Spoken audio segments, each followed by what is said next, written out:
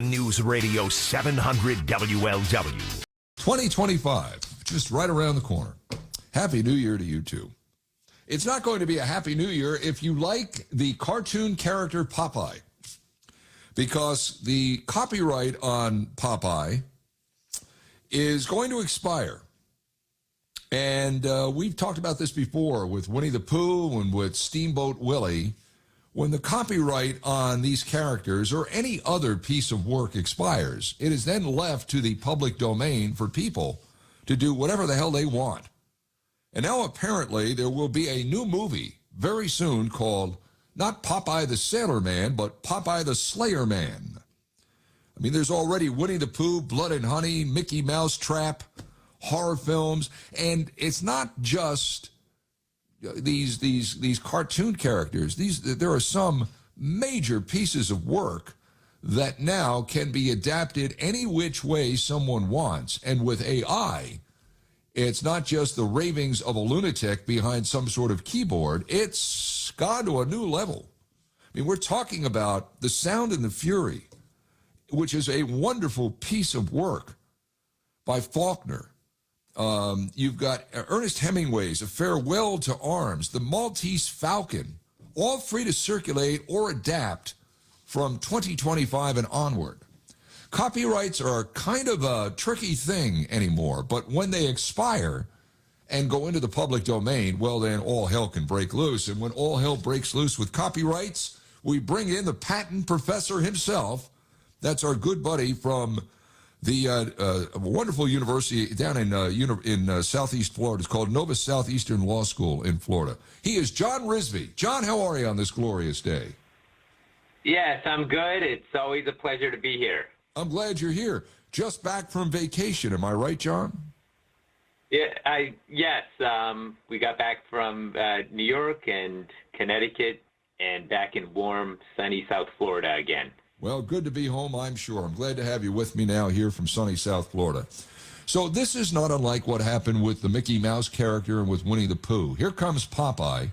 The trademark on Popeye expired. I believe Hearst has a Popeye trademark, but were these two trademarks that expired, or were they both with Hearst, or was it one trademark? How did Popeye get out into the public domain?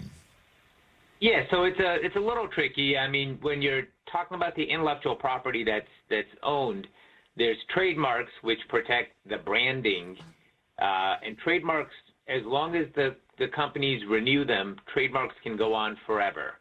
So you initially renew them after 5 years, and then once every 10 years, trademarks are renewed. That's why the Coca-Cola trademark, for example, is over 100 years old. It's still in force. The trademarks have not expired, so they're still in force, both for Mickey Mouse, Minnie Mouse, a lot of these characters. The problem is the copyrights have expired, and now anybody is able to use those characters in whatever form they want. Like, they can do derivative works. And as you mentioned, unfortunately, a lot of the usages are horror slayer versions of these characters, so completely out of character, so to speak, with the original author's intent. And there's a lot of people that are upset about that and wish that there was a way to prevent this use of their beloved childhood characters, Winnie the Pooh, Peter Pan. There's even a horror movie, Bambi, The Reckoning, that's scheduled to be released in 2025 this year. Beautiful.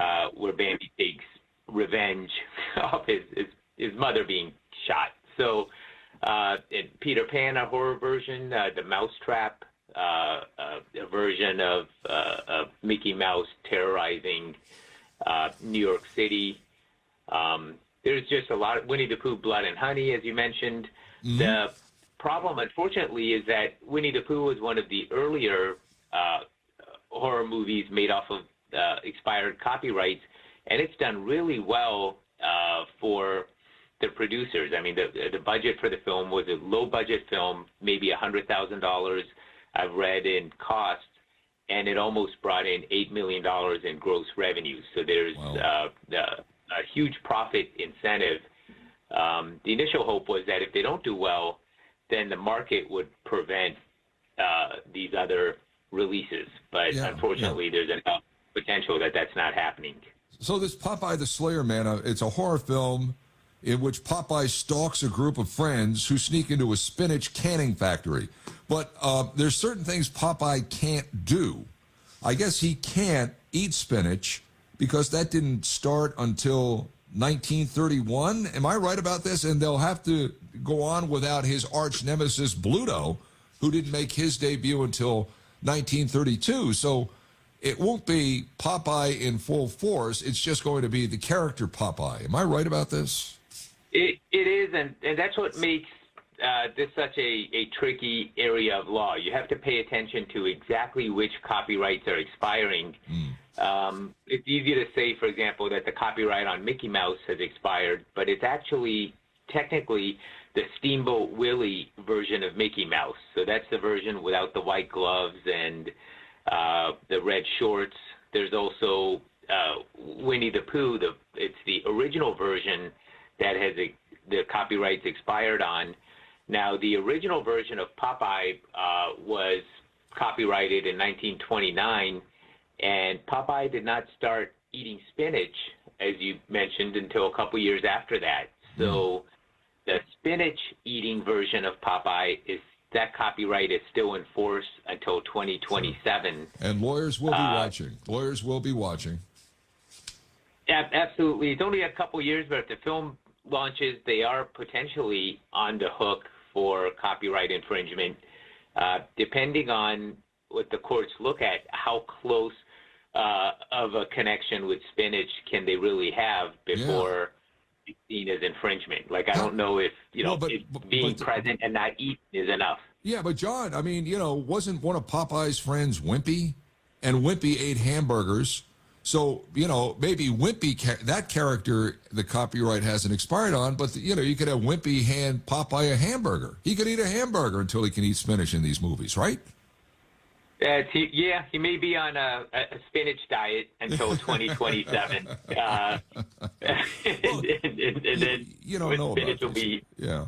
But, I mean, I'm looking at other things that are on this list, okay? I mean, these are some classics. For example, A Farewell to Arms by Ernest Hemingway, which is a classic. It is a wonderful book.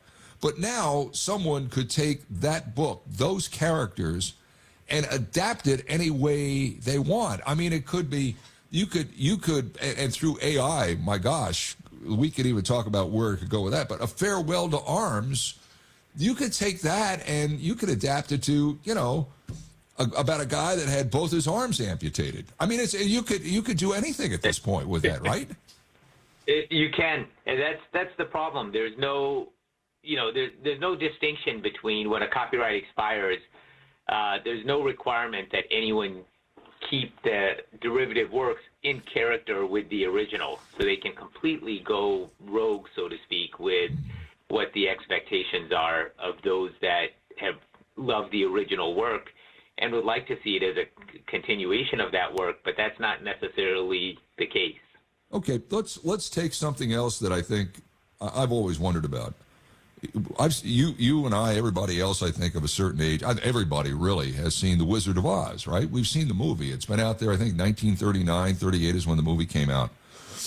But there's spin-offs of The Wizard of Oz. Wicked, for example, has been a spin-off of The Wizard of Oz. There was the author of the book was a man named L. Frank Baum. And why can Wicked spin off from the Wizard of Oz? Is it because the copyright has yet to expire? Why is that happening? Yeah, so I mean, if the copyrights are enforced, then you have to get a license, and I don't know if I'm not that familiar with details there if a license was obtained, but if you obtain a license, then you're permitted to use the work, but then you also have to follow the guidelines of the author or the owners that they give you. So the license is limited. Once the copyright expires, you're not getting permission from anyone. You don't need permission, and therefore you no longer have to stay in character with the original work. And that's what we're seeing with some of these films like Winnie the Pooh, Blood and Honey, The Mousetraps, Screamboat, which is a new take on the Steamboat Willie version of Mickey Mouse. None of those have to follow any guidelines or be in character with the original characters at all, because the copyrights are no longer in force. Yeah. I don't know the ins and the outs of that, but I often wondered about that. And okay, so we got Popeye the Slayer Man coming out. How much now is AI going to enter into this equation? I mean, it can enter into, for example, a rework of A Farewell to Arms or The Maltese Falcon, any one of those great works. You could pretty much, with AI, I would guess, in the span of a day, if not a couple of days, come up with a whole new derivative of where those stories go. You could still keep the characters, but have them do different things inside the book, inside the narration of the book. Just how much do you think AI now makes this easier for someone to come in and say, you know what, I'm just going to do an update on the Maltese Falcon, and this is the way it's going to go? And, I mean, is it easier with AI? Oh, 100%. It's a lot easier, and that means, unfortunately, a lot more derivative works, and it lowers the cost of these, additional derivatives that are of an expired work, and therefore you'll have a lot more variations. And it's again, if you look at the budget for the film versus the gross revenues, it substantially reduces the budget, because you have not only savings due to AI in the screenwriting in the script, but certainly there's a lot of talk about lowering costs in terms of actors and actresses and talent and studios and backdrops, and all of that goes away because it's all can be computer generated. Yes. At a fraction of the cost of what it would be if, for example, The Wizard of Oz had to be done, using the technology that was available then. It's extremely expensive, time-consuming, versus an animated, computer-animated AI version could be spit out for practically nothing. Wow. John Rizvi's our guest. He is the patent professor. He knows all about this. There's a film that is on this list. It's the Broadway Melody, which won an Academy Award.